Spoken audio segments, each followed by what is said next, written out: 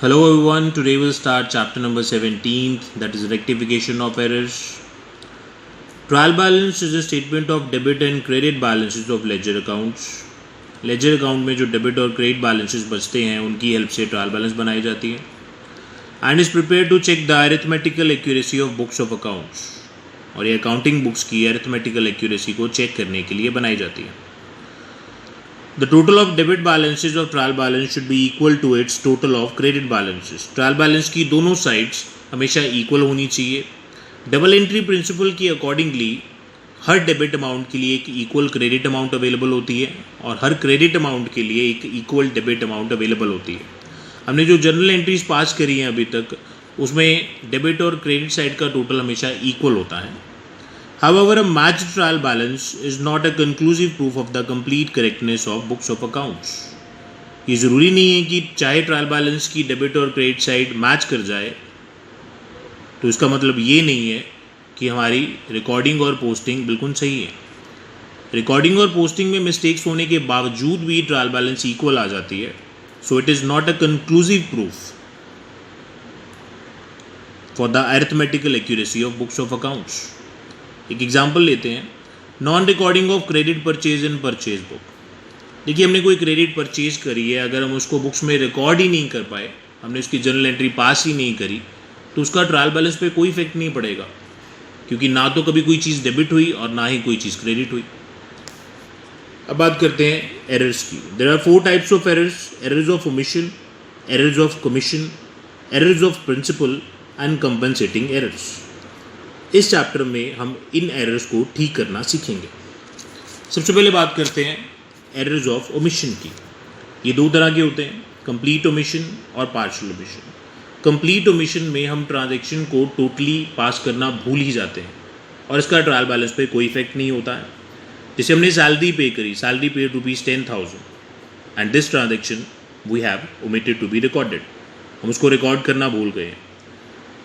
Complete omission का सिर्फ एक सोल्यूशन है, अगर आप किसी चीज़ को रिकॉर्ड करना भूल गए हो तो उसे रिकॉर्ड कर लो. तो जब हम इसको रिकॉर्ड कर लेंगे salary account debit to cash, तो ये जो एरर है ये रेक्टिफाई कर दिया जाएगा. ठीक है जी.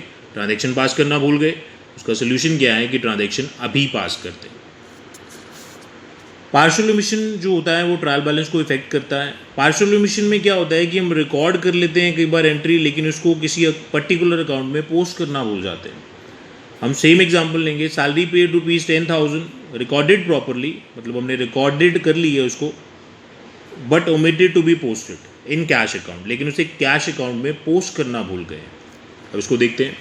एंट्री ये थी हमारी salary account debit to cash account जो हमने रिकॉर्ड कर ली. इस एंट्री में 2 अकाउंट्स इफेक्ट हो रहे हैं, एक सैलरी अकाउंट एक कैश अकाउंट. हम एक और एंट्री पास करेंगे हेल्प के लिए, cash account debit to capital account. अब इन 2 एंट्रीज को मिला के means first entry salary account debit to cash account और second entry cash account debit to capital account, इनमें 3 अकाउंट्स इफेक्ट हो रहे हैं. वो तीनों अकाउंट्स हमने यहाँ पे बनाए हैं, सैलरी अकाउंट, कैश अकाउंट और कैपिटल अकाउंट. फर्स्ट एंट्री के अकॉर्डिंगली सैलरी जो है वो डेबिट हुई है, किसकी वजह से? कैश की वजह से. तो यहाँ पे टू कैश 10,000 आ जाएगा. कैश जो है वो क्रेडिट हुआ है सैलरी की वजह से, लेकिन कैश अकाउंट में तो हम सैलरी पोस्ट करना भूल गए थे, तो यहाँ पे हमने सैलरी को पोस्ट नहीं किया. ये एंट्री के बेसिस पे कैश डेबिट हुआ है, कैपिटल की वजह से 2 कैपिटल 1 लाख हमने लिख दिया कैश अकाउंट की डेबिट साइड पे, और कैपिटल क्रेडिट हुई है कैश की वजह से, तो कैपिटल अकाउंट की राइट साइड पे हमने बाय कैश लिख दिया ₹1 लाख. ठीक है जी. तो गलती कहाँ पे हुई कि ये जो कैश यहाँ पे क्रेडिट हुआ है सैलरी की वजह से वो हमने कैश अकाउंट में पोस्ट नहीं किया. इसे कहते हैं पार्शियल ओमिशन. ठीक है जी. अगर हमें ये लेजर अकाउंट बनाने तक नहीं याद आता है बैलेंस जब तक हमने निकालने हैं इनके, तो उसके बाद ट्रायल बैलेंस बनेगी. अब इसका बैलेंस 10,000 हो गया, इसका बैलेंस ₹1 लाख हो गया और इसका बैलेंस भी ₹1 लाख हो गया. जब हम इसको ट्रायल बैलेंस में पोस्ट करेंगे तो कैपिटल अकाउंट का बैलेंस क्रेडिट साइड पे आ जाएगा, कैश का डेबिट पे और सैलरी का भी डेबिट साइड पे. तो हमें पता चलेगा कि ट्रायल बैलेंस की जो डेबिट साइड है और क्रेडिट साइड है उन दोनों में ₹10,000 का फ़र्क है. ठीक है जी. तो ये मिस्टेक को हम कैसे रेक्टिफाई करेंगे? ये एक सिंगल साइड एरर है क्योंकि सिर्फ कैश अकाउंट को क्रेडिट करना हम भूले हैं. तो इसके 2 तरह के सोल्यूशन है कि ये गलती का हमें पता कब चलता है. When the mistake is found before the preparation of trial balance and when the mistake is found after the preparation of trial balance, means trial balance के पहले अगर मिस्टेक हमने पता चल गई तो उसका सोल्यूशन अलग है, और अगर ट्रायल बैलेंस के बाद हमें मिस्टेक पता चल गई तो उसका सोल्यूशन अलग है। अगर ट्रायल बैलेंस के पहले हमें मिस्टेक पता चल जाती है तो ट्रायल बैलेंस के पहले क्या होता है, लेजर, और उसके पहले क्या होता है, जर्नल। मीन्स ट्रायल बैलेंस बनने के पहले अगर हमें मिस्टेक पता चल गई तो हम लेजर को भी छेड़ सकते हैं और जर्नल को भी छेड़ सकते हैं। तो हम क्या करेंगे, simply there are two types of solution. First solution क्या है कि हम सिर्फ एक लाइन लिखें जिससे वो प्रॉब्लम सॉल्व कर दी जाएगी। हम लिखेंगे ₹10,000 will be credited to cash account for salary pay. ठीक है जी, यही हमने गलती करी थी कि 10,000 जो था वो कैश अकाउंट की राइट साइड पे लिखना भूल गए थे। तो ये लाइन जब हम लिख देंगे तो हमारी प्रॉब्लम सॉल्व हो जाएगी। ये आपका फर्स्ट सोल्यूशन है कि आप सिंपली लिख दें कि सोल्यूशन क्या हो सकता है। ठीक है जी। सेकेंड टाइप का सोल्यूशन क्या है कि आप उस अकाउंट को दोबारा से छेड़ें। उस अकाउंट में आप क्या करेंगे, जो मिस्टेक थी उसको अभी ठीक कर देंगे, यानी कि कैश अकाउंट जो आपने बनाया होगा उसकी राइट साइड पे आप वो चीज़ लिख देंगे जो आप लिखना भूल गए थे।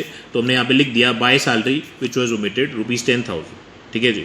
तो ये दो चीज़ें, या तो आप एक लाइन लिख देंगे सिंपली कि इस चीज़ को करने से प्रॉब्लम सॉल्व हो जाएगी, या आप उस पर्टिकुलर अकाउंट में वो चीज़ लिख देंगे कि ये मिस्टेक हुई थी और हमने अभी ठीक कर दिया उसको। ठीक है जी। लेकिन ये सोल्यूशन तभी पॉसिबल है when the mistake is found before the preparation of trial balance. ठीक है, इसका यूज़ बहुत कम होने वाला है। मोस्ट ऑफ द मिस्टेक्स कब मिलती हैं, after preparation of trial balance. और अगर मिस्टेक हमें ट्रायल बैलेंस बनाने के बाद मिली है तो उसका सोल्यूशन क्या होगा, ये हमें एक जर्नल एंट्री पास करनी पड़ेगी which is the rectifying entry. Cash को हमने क्रेडिट नहीं किया था, ये हमारी गलती थी, तो कैश को हम क्रेडिट करेंगे क्योंकि सिर्फ कैश अकाउंट में हमारी प्रॉब्लम थी और ये सिंगल साइड एरर थी, हमें कैश को क्रेडिट करना था। तो हमें डेबिट किसको करना है, सस्पेंस अकाउंट। जब भी हमारे पास कोई ऐसी मिस्टेक हो जिसमें एक पर्टिकुलर चीज़ में ही गलती हो, उसको क्रेडिट या डेबिट हमने करना भूल चुके हों और उसको क्रेडिट या डेबिट करना हो ठीक करने के लिए, तो दूसरी चीज़ क्या हम लिखेंगे, सस्पेंस अकाउंट। क्यों? देखिए, ये जो हमने ट्रायल बैलेंस बनाई थी, ट्रायल बैलेंस की दोनों साइड जो होती हैं वो इक्वल होनी चाहिए, ये हमें पता है। ठीक है, तो ये हम नहीं करेंगे कि अलग अलग टोटल लिख देंगे, हम ये करेंगे। जब हमने ये वाले लेजर अकाउंट बनाए, इनके बैलेंसेस हमने ट्रायल बैलेंस में लिखे, तो हमें पता चला कि 10,000 का डिफरेंस पड़ रहा है। ठीक है, तो वो 10,000 का डिफरेंस हम कहाँ पे पोस्ट करेंगे, सस्पेंस अकाउंट में। क्यों? क्योंकि हमें पता नहीं है कि ये 10,000 का डिफरेंस क्यों आ रहा है। ईयर एंड में हमारे पास इतना टाइम नहीं होता है कि हम सारी की सारी एंट्रीज और सारे के सारे लेजर को चेक करें। तो एक बार के लिए फाइनेंशियल स्टेटमेंट कंप्लीट करने के लिए हम क्या करते हैं, ट्रायल बैलेंस में अगर कोई डिफरेंस आ रहा हो तो उसे सस्पेंस अकाउंट में डाल देते हैं और उसके बाद फाइनेंशियल स्टेटमेंट यानी कि trading account, profit and loss account और बैलेंस शीट बनाते हैं।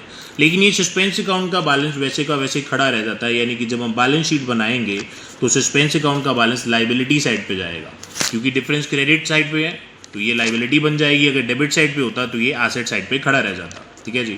और वहीं सस्पेंस अकाउंट का बैलेंस नेक्स्ट ईयर में ओपनिंग एंट्री में फिर से शो हो जाएगा, यानी कि ये तब तक बुक्स में खड़ा रहेगा जब तक कि हमें मिस्टेक पता नहीं चल जाती और हम उसको ठीक नहीं कर लेते। ठीक है जी। और जब हमें मिस्टेक पता चली तो हमें पता चल गया कि सस्पेंस अकाउंट का ये जो क्रेडिट बैलेंस खड़ा है वो इस वजह से खड़ा है कि हम कैश को क्रेडिट करना भूल गए थे, इसलिए हमने सस्पेंस अकाउंट को डेबिट किया और कैश को क्रेडिट कर दिया। इससे हमारा कैश को क्रेडिट करने वाली जो मिस्टेक थी वो भी ठीक हो गई और सस्पेंस अकाउंट का जो क्रेडिट बैलेंस बचा था वो डेबिट करने से हमारा ये सस्पेंस अकाउंट जो है वो बुक से क्लियर हो जाएगा। ठीक है, तो ये हो गया हमारा एरर ऑफ ओमिशन।